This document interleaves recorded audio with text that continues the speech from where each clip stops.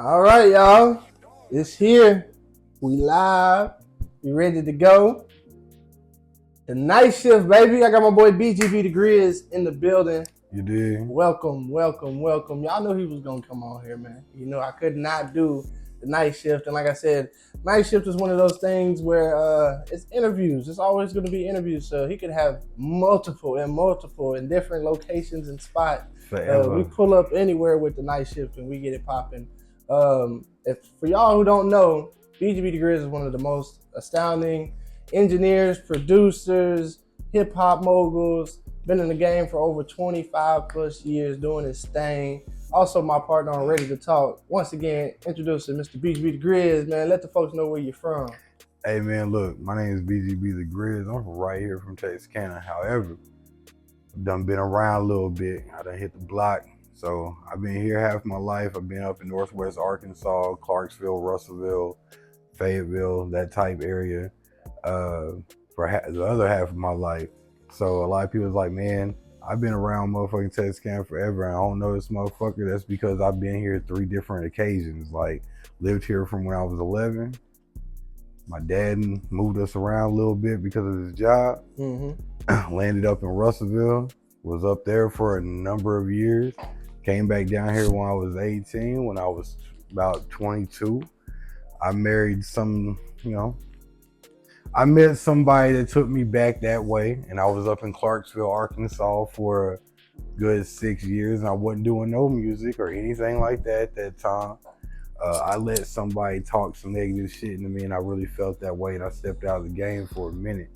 And once I freed myself from that person, I moved back home. You know what I'm saying? I was here for a year before I started missing my child. Right. I moved back.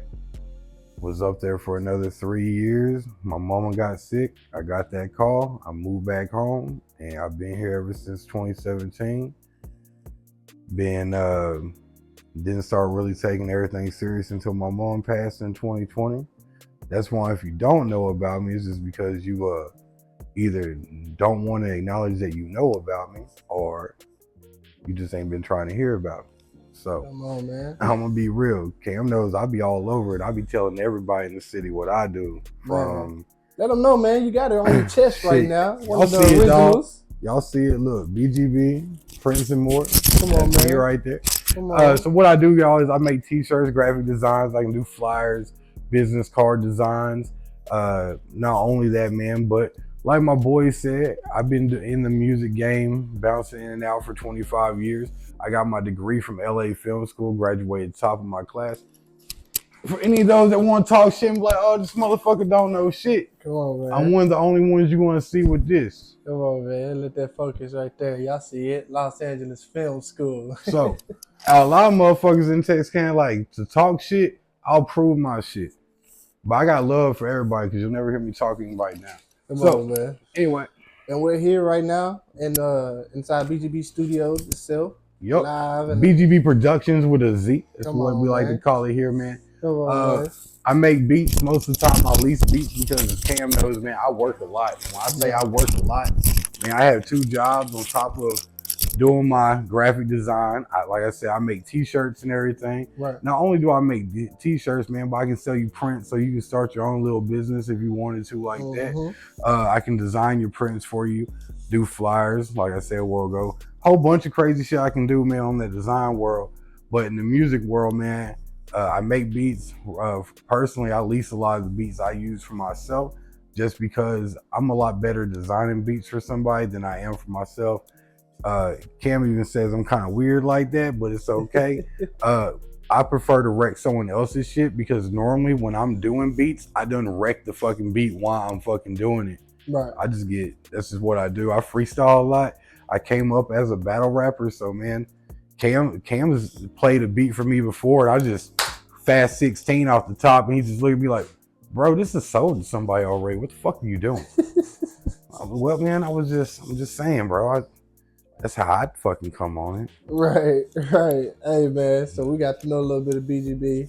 Again, for y'all who don't know, he is my partner. We've been doing this for about 2 years now, 2.5 years strong. It's been fun too. Yeah, oh, it's been very fun. There's a lot more to come. Yeah. When I say partner, I don't mean like, oh, we're like business partners. Like he's my best friend outside the business, and we've been kicking it for a long time. And like we don't let each other make. I could do one of these night shifts and not get my boy on here because, like I said, it's gonna be one of many. It's gonna be funny and interesting every time we get him on here.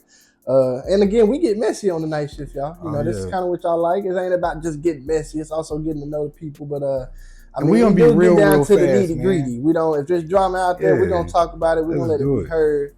And we're gonna get right into it, man. I just got done doing my first interview with Sarge, and we talked about the studio, and we're here inside your studio. You are a studio owner, and we talked about how a certain question and statement that's been out there in the game about a week now, I think it's been going on, and we said how it kind of offended not just him but all the studios that are in town, and you're a part of that.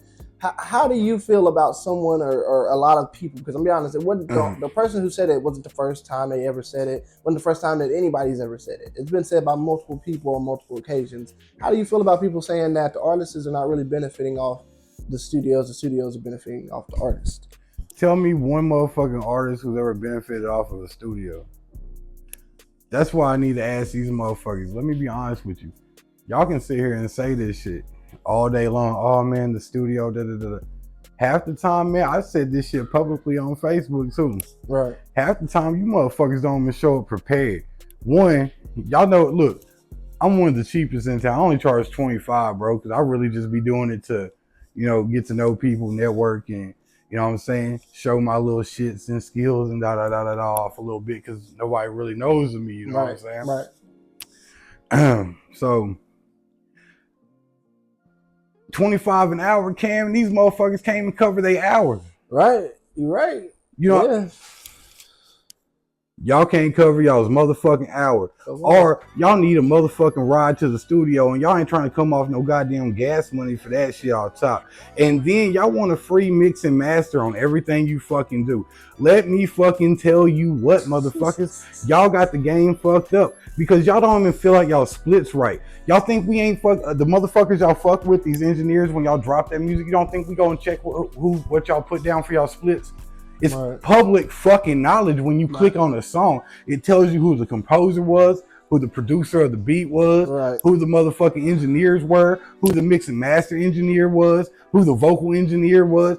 Oh, what? Y'all didn't know that shit was labeled out like that? That's because y'all don't know shit about the fucking music game. Y'all don't know shit about splits. Y'all don't know shit about nothing. But yet y'all want free mix and masters, and then y'all want a studio to go out and push you.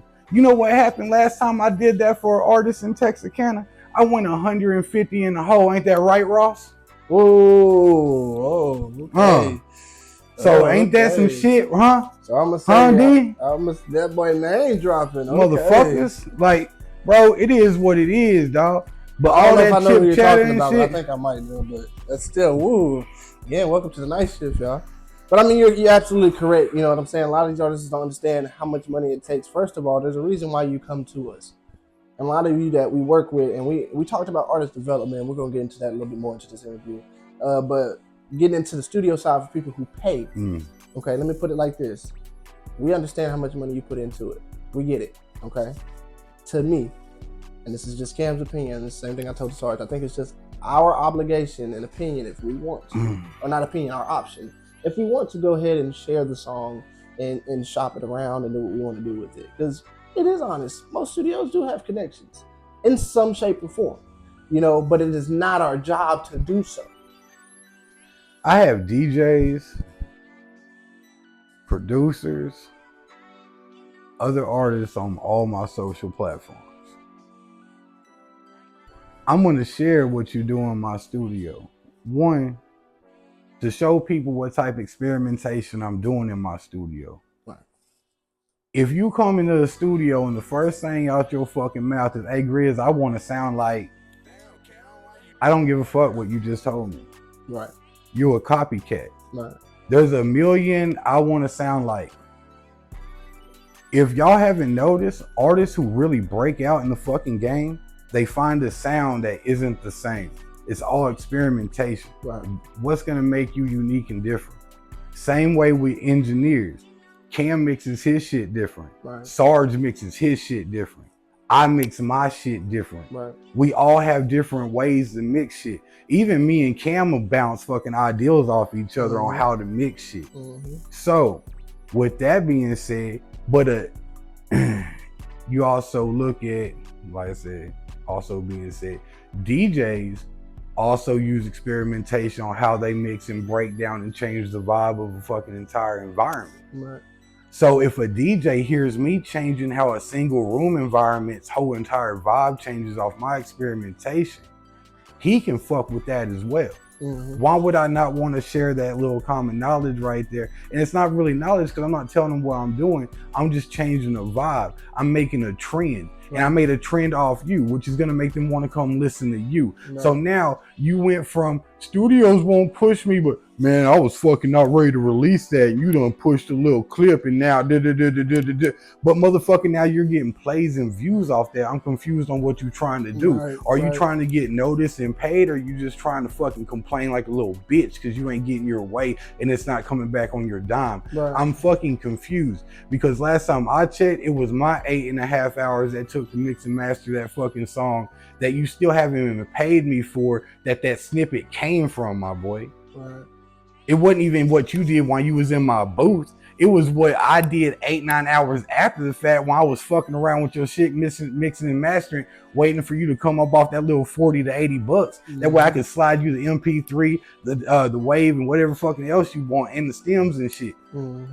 My fucking bad, bro, that I'm trying to like get me while I can get me. But at the same time, man, an engineer, we have a million different ways that we're allowed to show what we're capable of. A lot of us are freelancing. We're not fucking signing no label, bro. Right. We fucking starve half the time because you artists leave us off y'all's fucking splits. You know what I'm saying? So like, to me, man, it's like, what y'all really trying to get out of what y'all talking about when it comes to this whole artist versus studio shit? Right. Because you have to coexist. And to be real with you, for them artists that pay, they're on time, they're fucking prepared, shit like that, they are the artists that do get, hey man, I'm gonna give you 30 minutes free because we own to something right now. I got you, dog. Or hey man, check this out. If you give me 20%, 25% of the fucking royalties, I'll go ahead and cut this master down to 35 so we can go ahead and get this bitch published and out because it's slapping. Like, bro, those are the motherfuckers we make deals and shit with because you're on time, you're working, you're grinding. Not this whole, hey man, I see you once every 3 fucking months and you shop around just trying to get in where you can fit in type shit. I don't give a fuck. It's not even a loyalty type thing with me. It's a, how hard are you working? Because bro, you go tap in with Sarge and then Sarge can't get you, Cam can't get you, and Cam's like, hey man, go to Grizz, bro. And I get you, and and I'm seeing you're constantly bouncing between the three, just getting in when you can get your slot, and you're fucking working when you're in.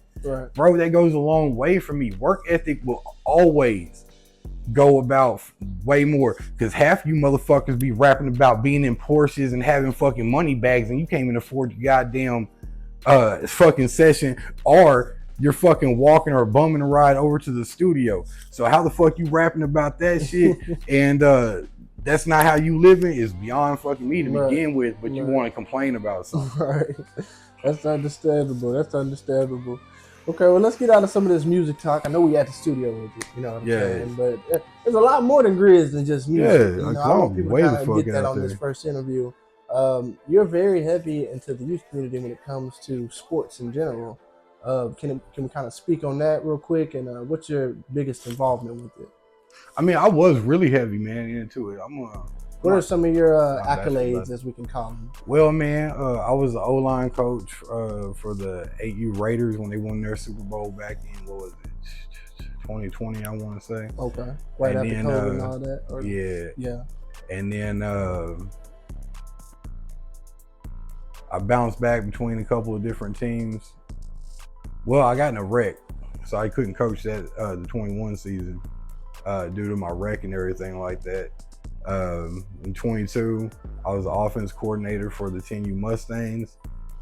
Unfortunately for the 10U Mustangs, they wasn't a very talented or very experienced team. And when you're dealing with one of those type of teams, there's a lot of, you gotta want to be there. I watched the whole organization and the whole, like, dude, their parents quit on them. That was the saddest shit ever to me, bro, was the parents quit on these kids. Like, the head coach quit on them. The organization president quit on them. Dude, the last 3 weeks of the season, it was just me just trying to just teaching them to stand tall. And we're going to do what we can do, man. And a lot of those kids got better. They really did, man. Like, because the next season, they started for the teams that they played for. So they got better. They was just wasn't in a good position to begin with and didn't have any support. And when you don't have support, man, it's just, you're not going to give it your all. Some of those kids are even played 7th grade ball this year, and they balled out, man. So shout out to those kids. I wouldn't name them, but there's just so many, and I don't want to miss any of them. They know who they are, because when I step out there to the middle school, all I hear is Coach Grizz, Coach Grizz. But like, but that 10U Mustang team, man, I remember going into our playoff game. We put up 1 touchdown all season long. And then we go out there, and most of the team don't even show up. We got 8 kids out there, and we had 3 on the way, and they was letting us play until halftime. Those other 3 kids had to get there. And they got there, but one kid grabbed the wrong helmet. His helmet couldn't fit, so we had to forfeit the game. But those 8 kids that we had out there, they was giving them hell, man. I bullshit you not. It was one of the proudest moments I had to coach. I had 8 kids out there against one of the top teams, and we was holding them boys back, and we was driving the ball on them kids, bro. Like, the referee was like, this is crazy. Their coaches were yelling, they only have 8 dudes out there, and they're holding y'all.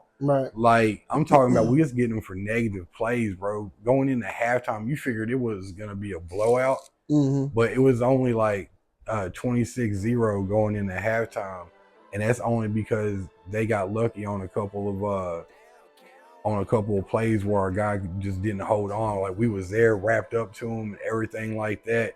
And as he was going down, like, dude just lost grip. So, I mean, it was cool, bro. I mean, 26-0, everybody's gonna be all like, man, that's getting your ass kicked. When you got 8 guys out there, though, going against one of the toughest teams, and then y'all put up 75 yards against them, driving the ball with 8 guys, like, bro, 8 versus 11. It's at the end of the day, man. That's just, I was proud of those kids for not giving up, because they really fought. And then their turnaround on how they positioned. Anyway, after that, man, I was the offense coordinator for the 10U White Tigers. When the Texas opened up their deal, they had so many kids, they had to have 2 teams. But the league that they was in, man, kind of split that organization apart, because they made our B team travel away from the rest of the team. So if you was on the 10U White team, you was never with the rest of the organization. We played away from them the whole season. Like, we only played with them like 2 times, maybe. So it was kind of rough. And then instead of having us against, because they had other B teams, but they didn't have us playing other B teams. They had us playing A teams. So like, we were playing like teams best player. I got 9-year-olds playing against almost 11-year-olds, bro. Like, you feel me, bro? Like, but dude, like, we had a squad, bro. Me, Coach Battle, and Coach Andre, man, we came together. Coach Battle was all like, hey, man, I see a lot of the prejudice shit that you have to deal with being the only white dude out here. You know what I'm saying? Because he's been seeing me deal with a lot of, and motherfuckers can say what they want to. I don't give a fuck. I'm not long. Y'all don't see me anyway. He's seen a lot of the shit for himself, and he spoke on it to me several different occasions. You know what I'm saying, about how fucked up it was. So he was like, hey, man, I'm gonna let you do your fucking thing. And he goes, the only problem is we gotta run this fucking playbook. We gotta run it like this. Yeah, we gotta run it like this. He goes, we're allowed to do this and this, but he goes, it's gotta be. We like gotta run it like this. But he goes, I want you to run it to what you can. Right. I was like, all right, bet. So it took a little bit, but once our players, it's like week 4, 5, our players started clicking. Like they was like, oh, this is what we doing. Right. This is what this means. Like because we didn't get them like all off season. We didn't know who was gonna be B team until like 2 weeks before season started type shit. And then they still was making them a little bit, Well, no, they just wanted to make sure that Orange had all the best players. I'm gonna call it for what it is, dog. Because my best running back, bro, wound up my best receiver, a week before season, got his damn arm broke in practice. Oh wow. Oh yeah, and that killed me right there. That was like most of our plays were really designed to run off leading with him with either a fake or a run, and then just making the defense shift one way. When I say this kid is fast as shit, this kid was fast as shit. Oh wow. Like he used to juke out most of the Orange defense by himself, bro. Like, yeah, he had, that was one of the best kids. I was all like, bro, if you had consistent coaching, you could be a fucking demon, not a fucking dog, bro. You could be a demon. Because he'd go out from that and straight up do some Travis Hunter shit, go on defense and start ball hawking shit. So like, yeah, y'all better be on the watch out for Isaiah Foster, boy, over in Arkansas. I'm telling y'all right now, if he fucking stays on that shit, he played for the Hogs 12U this year, which was supposed to be the team I was supposed to be the offense coordinator for this season, but due to I'm not gonna go there. Due to that bullshit, I stepped away from the whole organization as a whole because I'm not fixing to be a problem to nobody, man. If I'm a fucking problem, I'm just gonna move myself out the situation. Right. But they got a lot of talented kids over there, man. And if they have the right coaches that pick up on it, them kids can be fucking dangerous. Right now, man, a lot of the kids don't have the right coaches seeing their potential in something. They either got them playing something that they want them to play in, or they have someone else and they're not getting the looks and the reps that they should be getting. Because I've seen that's one problem in the youth, and that's just not here. That's every fucking where. But a big problem in the youth sports is the real talented kids are the kids that have really great potential get overshadowed for nephews and sons and cousins of coaches and shit like that. So that's one, like, but if them kids don't get deterred from that by the time they make it to school ball, or if they can find one of them coaches to actually take them up under their wing, like, bro, this is what I'm trying to do. There's a lot of kids, man, that can be the next great player to come up out the city. And I've seen a lot of kids go from didn't know how to hit at the beginning of the season to being starting linebackers the next season. So like, different coaches mold kids different ways. So like, you get the right coaches into place, the next generation of ball players are gonna be crazy. It's just finding the right coaches and weeding out the coaches because there's a lot of coaches, man, that'll be in youth sports for them. They want to be known as this coach who wins championships and all this shit. All they care about is winning. They care about their resume. They don't care about how many players they have starting in 7th grade. My whole aspect as a youth coach, while I was giving it my time and stuff like that, was how many of these kids can I help start in 7th grade and be a step ahead versus a step behind. I don't care you're a badass fucking football player right now in youth sports. What type of techniques and everything am I showing you? That was more of the outlook I had as coaching when I was coaching. But now I'm kind of stepping away from coaching in Texarkana a little bit. Just, yeah, when you don't fit in, you don't fit in. Right. I understand that. Well, let's get back to some more music real quick. You know what I'm saying? You've been doing your thing with the music, you know, and I feel like you've helped a lot of people out doing their thing. A partnership and a collaboration relationship I've seen over the years before I even met you. Mike Star by far is a really good friend of yours and a good collaborator. Kind of tell me, how did that start up? Where did y'all meet? What was the link? Bro, we was working at Tyson, dog. Tyson, okay. No, we working at Tyson in Nashville, man. And What was this? What year was this? Man, it's 2016, Okay. 17. So back, a little back while. 2016, 17 when I first moved back down here and shit. Okay. And I was just like, dude, I just met Alicia, my wife. And like about a year before this mark. And man, I was talking to her.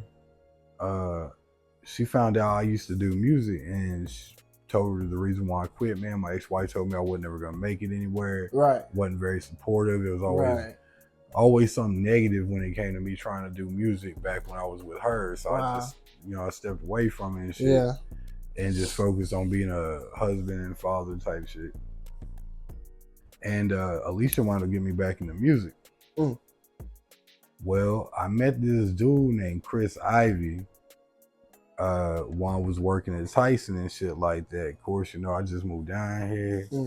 I just moved back down here. A lot of my people wasn't even down here no more. They either moved away or got locked up. Right. So I was looking for, I ain't gonna cap, man. I was looking for a way to get me a pack. And well, I said, I need some smoke. Yeah, Tyson stressing a motherfucker Who got out. the nearest smokehouse? Tyson stressing a motherfucker out. Anyway, man, so I met my boy Chris, and me and Chris chopped it up, bro. We started riding to work together and shit like that, you know what I'm saying? And Chris was all like, he told me he did music, and I was all like, he was always like, shit, I got a studio, bro. Like, I was using Cool Edit Pro 2 at the time, you know what I'm saying? That's some old school shit for them. For those that know, Cool Edit Pro 2. Yeah, you know what I'm saying? Not the original, but number 2. No, the 2.0. It was actually better than the fucking 1.0 though. But I don't even remember any of it.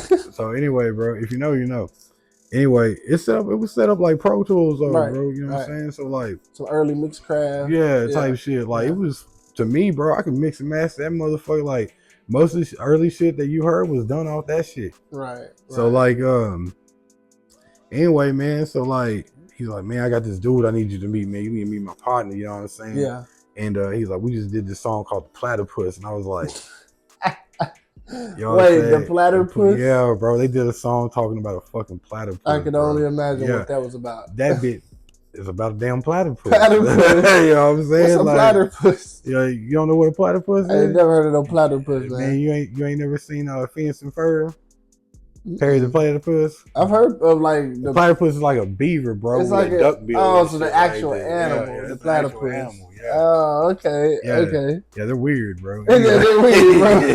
Like, they lay eggs and shit. Oh, okay. They're poisonous. Like, yeah, okay. They're crazy. They're some weird mammals, dog. Like they're cold blooded. Oh wow. Yeah, it's some crazy shit. Because they mix with beaver, duck, goose, all this other extra. They inbred it for real. Anyway, man. But so like. He was like, shit, Mikey work tonight, bro. We you know what I'm saying? We gonna link y'all up on break. I was like, I bet. I meet Mike, bro, you know what I'm saying? Mike starts talking to me. We started talking.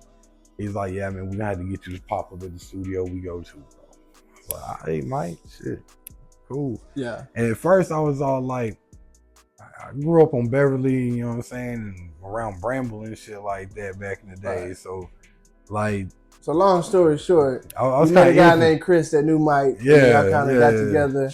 What was the first time you actually got into the studio and you were like, I think we can kind of We did this song fucking called Fritos. Fritos. Yeah, Fritos. Yeah. Y'all just had all types of titles back then.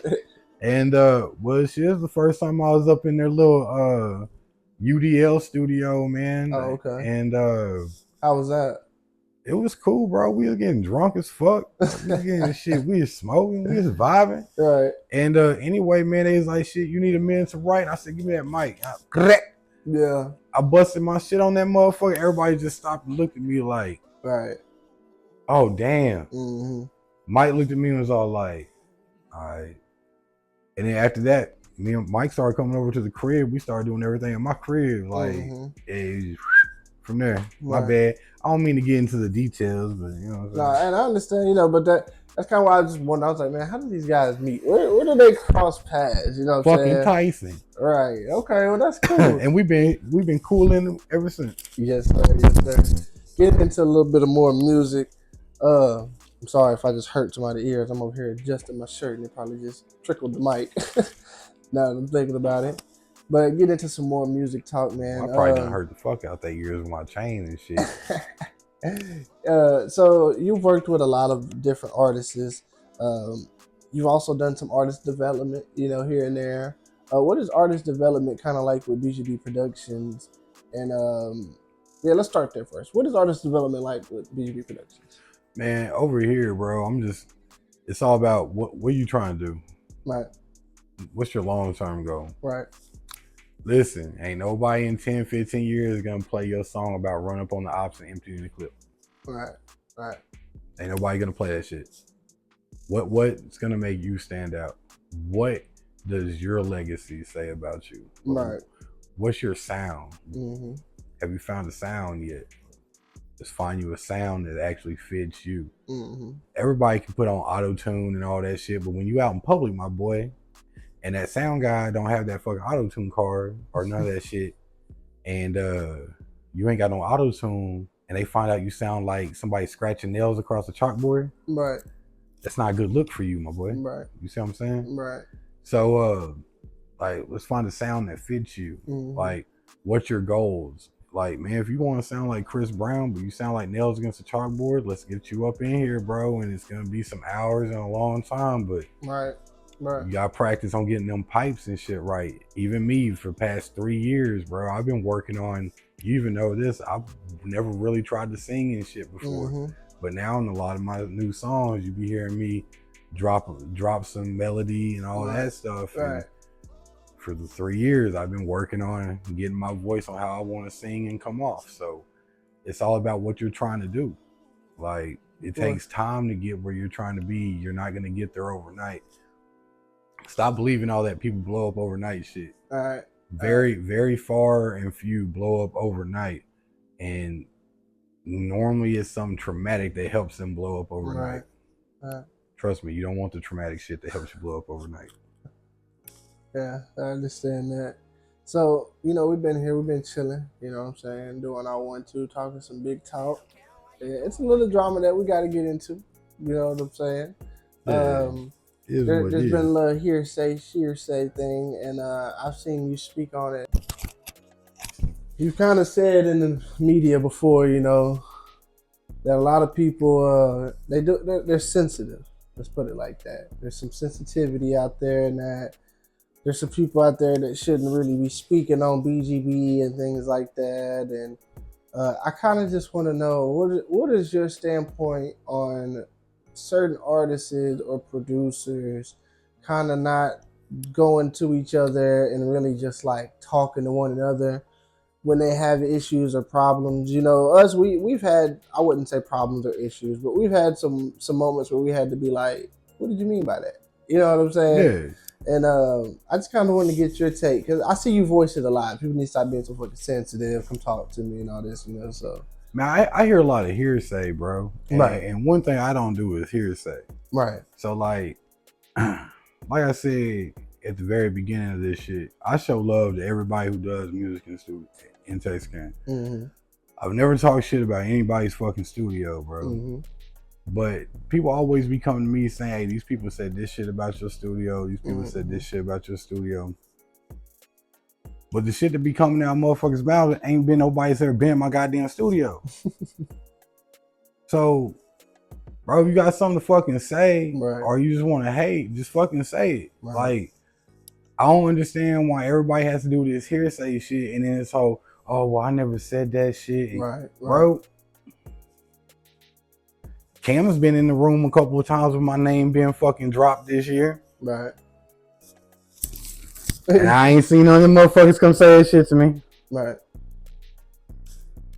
And when somebody got their hands on the text thread, it wasn't the same shit that was said in that room that I wasn't in. Right.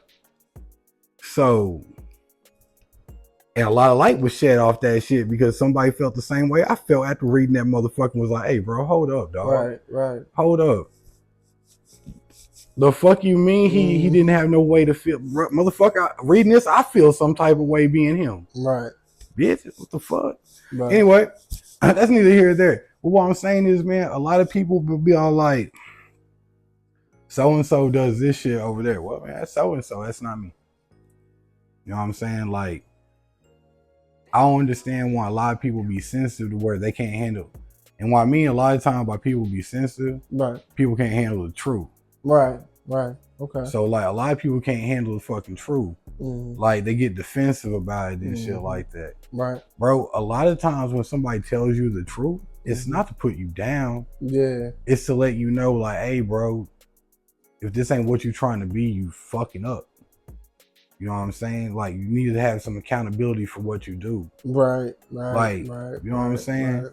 I expect to get a lot of bullshit come back off this little fucking interview and, oh, this motherfucker just talking shit and da da da da da and oh da da da da da and oh well we don't need him on our coaching staff next, all that good shit. Right, right. That's fine and fucking dandy. Right.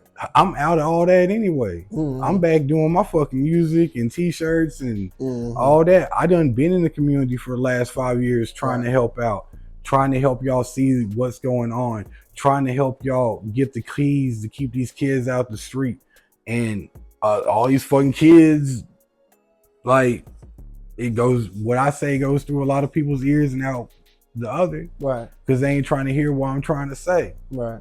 Right. And just like when I was trying to recruit kids for my own organization, right. You know, you don't want that white kid or that white dude coaching your kid. Right. Right. You know what I'm saying? Well, and let's get into that, you know, even into the music, you know, there's a lot of times that, you know, I'm sure you've heard it many times, the white boy shouldn't be rapping. Why is he rapping like that? What is he doing?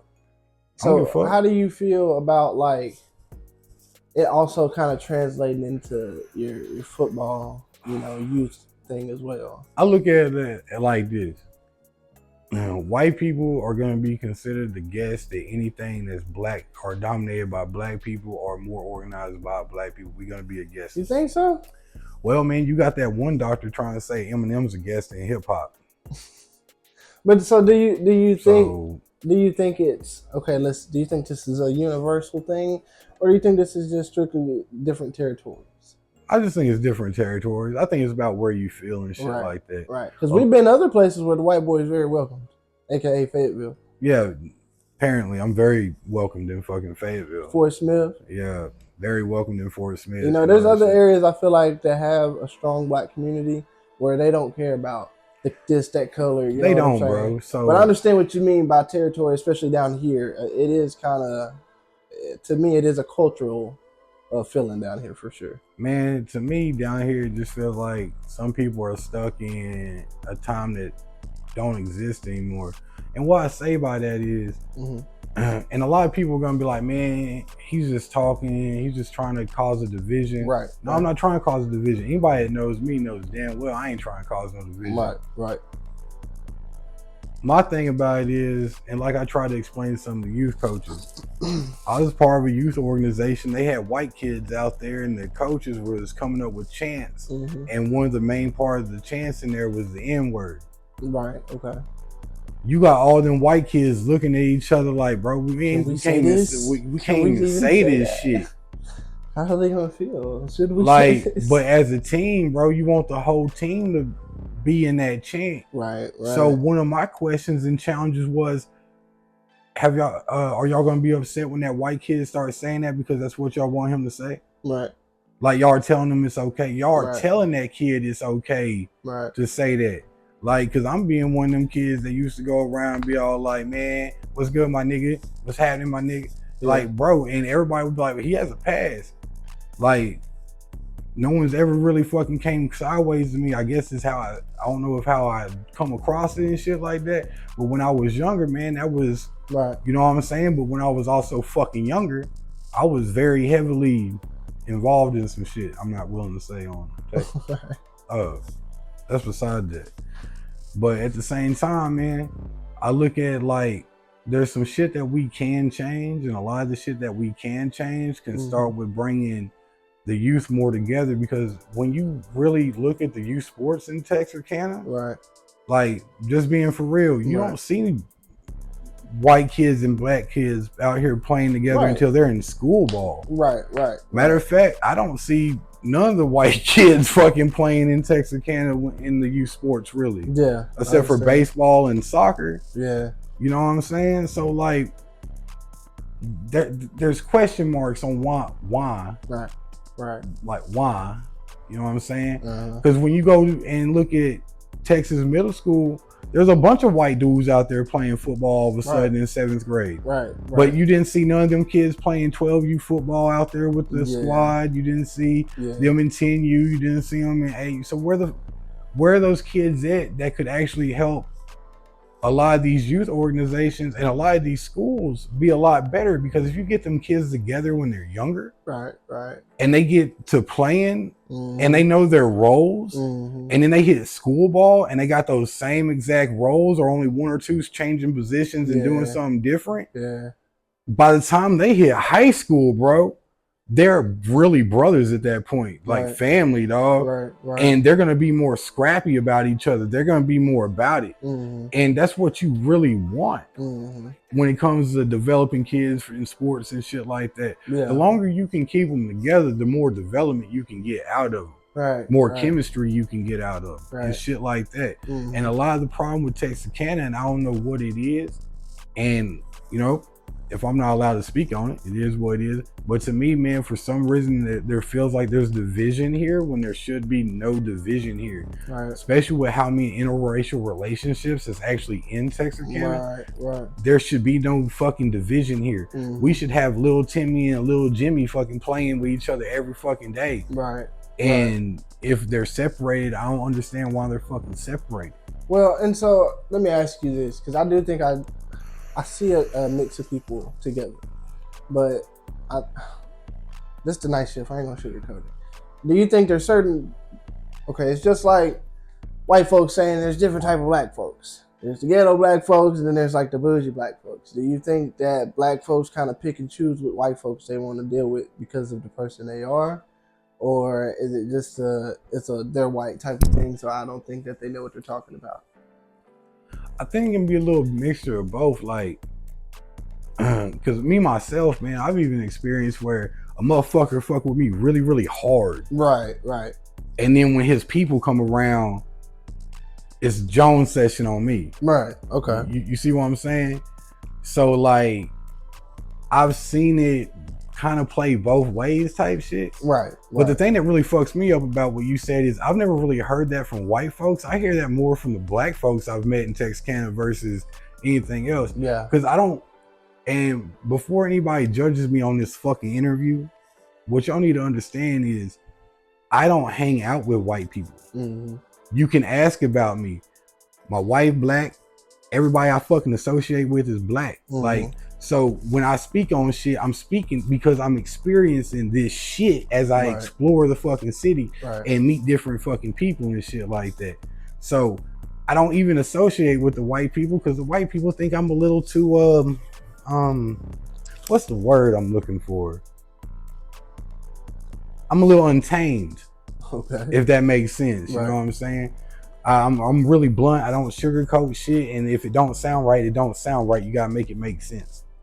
So, you know what I'm saying? I don't do that whole I'm friendly with you today, but I want to be a dick to you tomorrow shit. Right. I don't do that either. Right. So, but it's a little mixture of everything, man. Like, I've seen more jealousy in this city than I've seen anything else. Okay. Like, I've seen people hate somebody just because they got the new brand of shoes before they did. Right.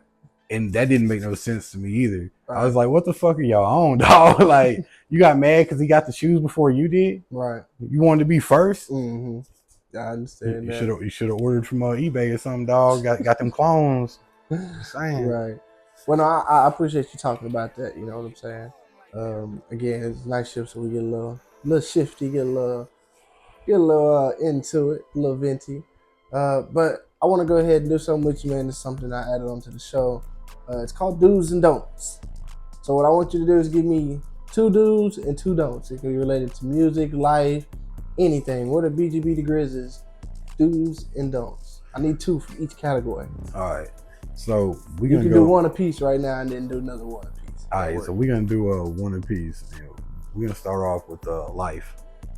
All right. Grizz's dues is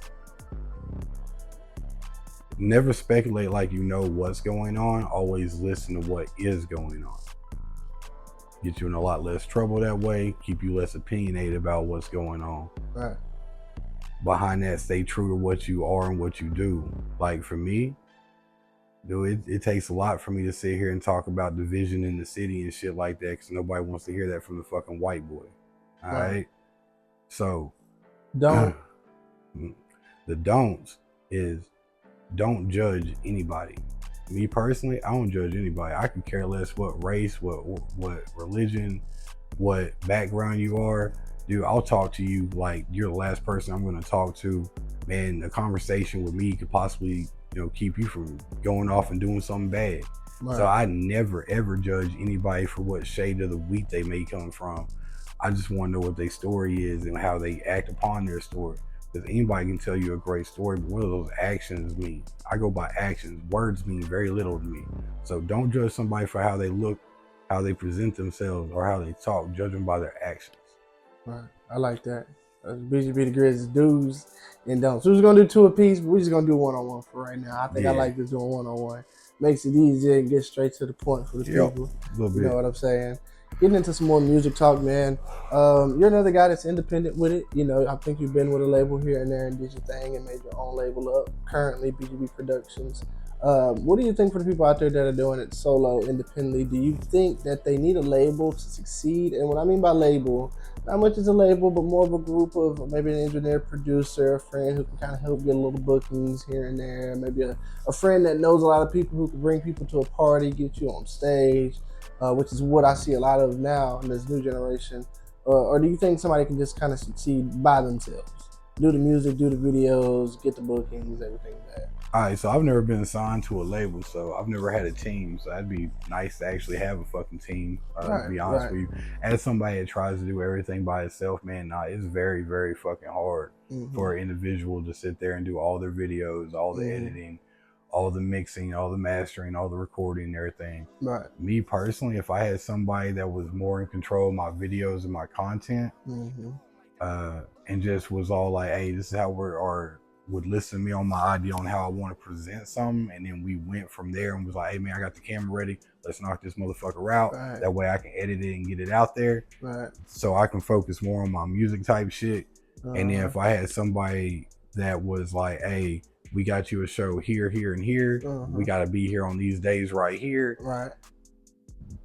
That shit would be astonishing for me, just for the simple fact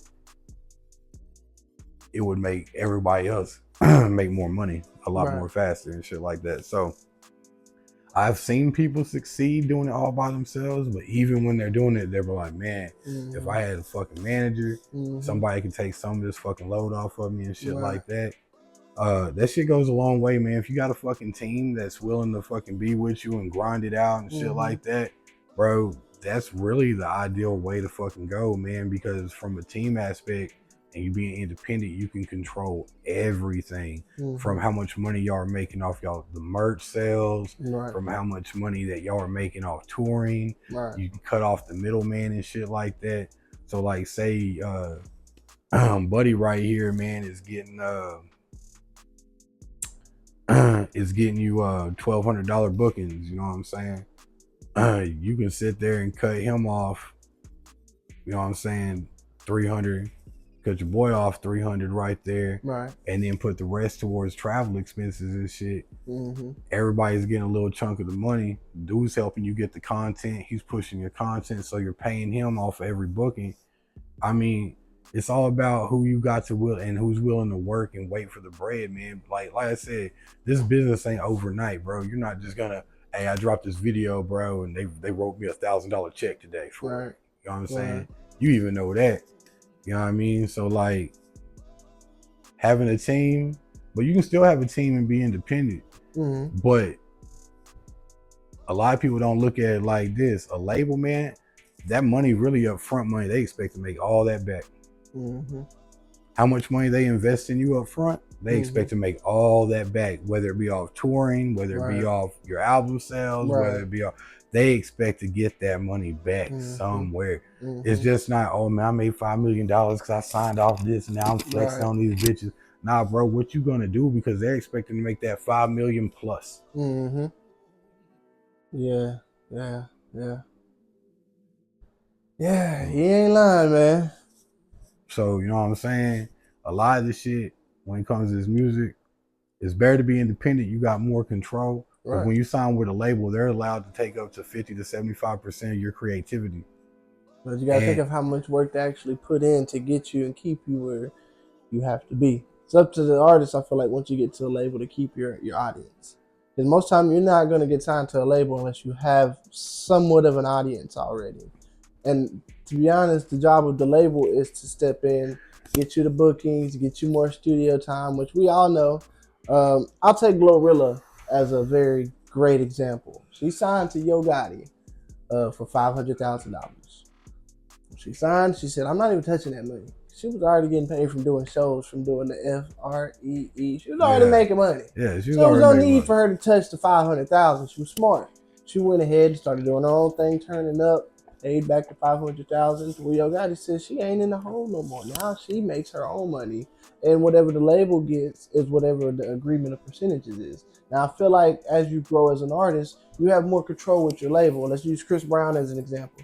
Chris Brown said, you know, back in the day when he wanted to do Wall to Wall and that album and everything like that, the label wasn't feeling it, you know, but he had already conquered 2 albums that were very successful before that in his younger years. So he kind of just did a wager. Hey, let me do this. Let me put it out. If I'm wrong, I'll never question y'all again. I'll trust the label. He said, but if I'm right, give me some control. You know, trust that I know what my crowd and my audience want. So I do think having a label can help if you are a great enough artist with a drive and an audience to kind of, what we say, control the label to be like, look, you need me, I don't need you no more. So I don't have to be here, but I'm choosing to be here so you can go grab other artists. You basically become a part of the pyramid scheme. So you want to work your way up to the top of the top and be one of the top artists. And there's a lot of people who are on labels who are the top of the top artists. You know, I'm sure Usher's still signed and doing what he does with Def Jam and all these other big artists who are doing these big name things.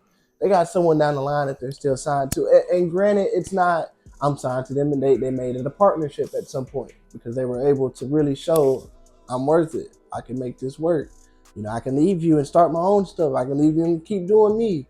Russ is a good example for being independent. I don't know if you ever heard of a guy named Russ. I was always compared to that guy. With Russ. You know, because my hair long. But yeah, man, I fuck with Russ though. Doing it independently is one of those things that it's very hard, you know, and especially even with a team that's doing it independently, I think it's still very hard. Well, yeah, Ben, because like when you're with a label, like I said, they own 50% of your creativity. Right. So you don't really have to worry about writing all your music because at the end of the day, if you present them 14 tracks, they're probably going to shoot down 7 of your tracks.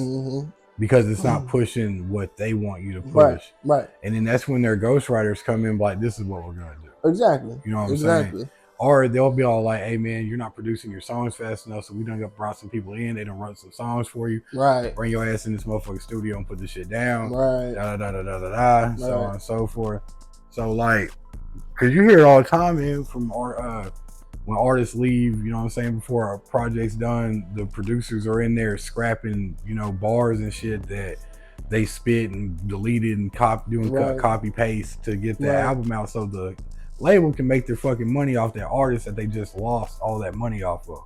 Because a lot of people think, oh man, I just signed this $1 million contract, you know what I'm saying? They don't pay me $1 million. They think that $1 million is theirs. Like, right. I mean, it's yours, but it's yours right now. Yeah, but you gotta make it back. Yeah, you gotta give it back to them. And you know, like I said, if you're in a Glorilla situation to where you're already making your money, be smart. Don't go blow that. You know, kind of keep it in the back tuck and just keep making it. If you're in a position where you make money, I know a lot of these kids and even adults who are getting signed at this point, they're coming from nothing.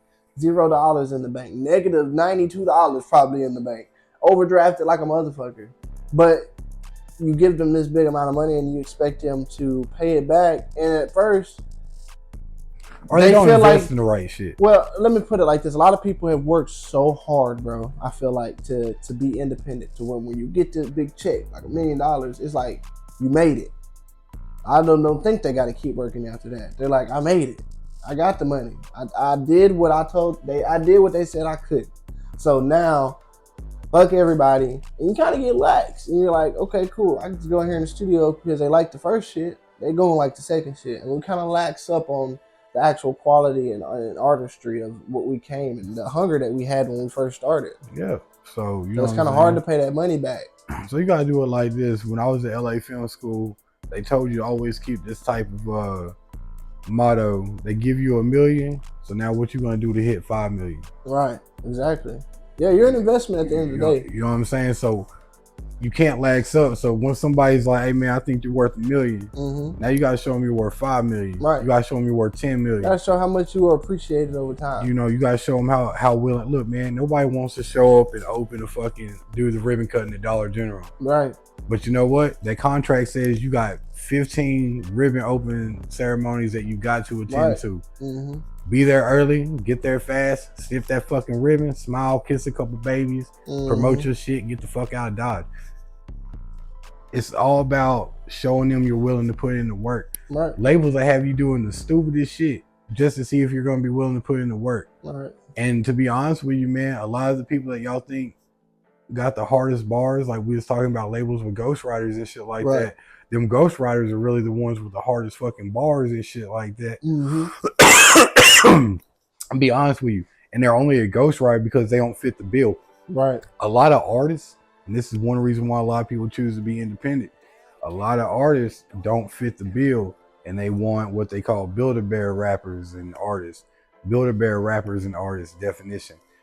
Someone who looks like they've lived that life but never lived that life, but sound whenever they're told to spit something like this, they sound and look the part. Right. So because they sound and look the part, we're gonna make them sound and look the part, even though they've never played that part. Right. Understood. And then they make money off that shit because we got this dude tatted up like he lived his whole life in the gutter, you know what I'm saying? Right. Dude lived in fucking suburbia. Mom and dad worked full-time jobs, never got divorced, never got into an argument in front of him type shit. And now he's getting paid millions of dollars just because he can play a part. Right. Yeah, I understand that. A lot of people don't think about that shit no more. They've gotten blind. They think everything they see on social media and everything is real life, and it's not. Right. Well, man, we've been kicking shit on here. You know what I'm saying? Doing I want to, and this is the first of many. I appreciate you letting me come into your humble abode, your studio, doing your thing. Oh yeah. We're at the part of the show where we like to give back, give some flowers. Is there anybody you want to shout out? Any personal shout outs that you want to give out, and kind of shine a light on some individuals real quick before we get out of here, and then let people know where they can follow you and tap in at. All right, man. So y'all can follow me on all my social medias at BGBTHAGRIZZ. That's BGBTHAGRIZZ. Very easy to find. You can Google me. They give you a nice little overview of me and then give you all my social media handles. So you can follow me on whatever you like. Shout outs, man. So look, want to give a couple shout outs out here in the youth community because they be doing great shit. All right. That boy Coach Giles that be coaching the Elite Dogs. Yeah, dude Gooch, has my boy Gooch. Yeah, has a great AAU program. Strongly recommend y'all get out there, get your kid to him if you want him playing basketball and stuff like that. Coach Kevin Shaw, football, basketball coach, does amazing things with the children. Strongly recommend y'all get with him. Y'all got kids that like to play football, do all that. Y'all can see him with Quan Hamilton or posting Quan Hamilton all the time. Dude's really about getting players in the best position to be developed for what they're trying to do and what they're trying to be. Another shout out gonna be Coach Robbie Jr. All right, another good coach. Him and his squad, Twin, Coach Battle, and Javon Jackson. All them dudes really be trying to develop the youth, trying to get them in good positions to where they're gonna be at in life.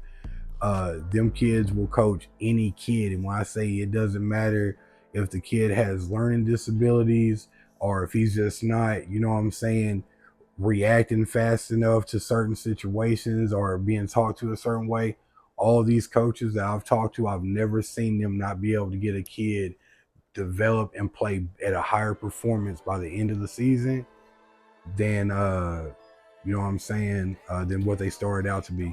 So if you got kids, you're looking to get them around strong coaches that's going to develop them. Those coaches, I strongly recommend getting your child around, especially during the summertime. That's when they do a lot of their development. I know Kevin Shaw does a flag.